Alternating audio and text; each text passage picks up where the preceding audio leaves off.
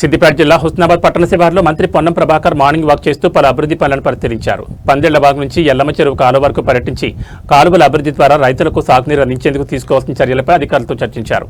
అనంతరం స్థానిక నాయకులతో కలిసి పట్టణంలోని పెండింగ్ పనులను సమీక్షించి పలు సూచనలు చేశారు. ఎల్లమ్మ చెరువు సుందరీకరణ పనులను పరిశీలించిన మంత్రి పనులను వేగవంతంగా పూర్తి చేయాలని అధికారులను ఆదేశించారు.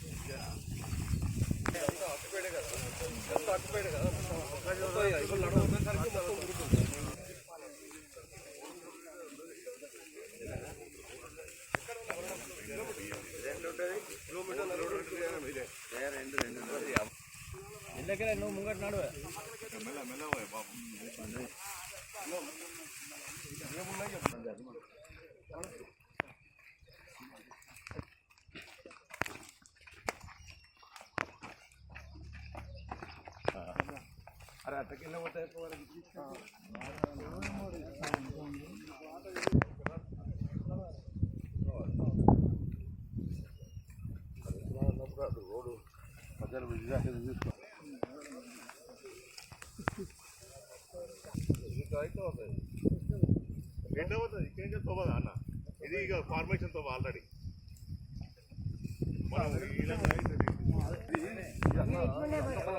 నడిచిపోయడానికి అనుకూలంగా నడుస్తున్నాం కానీ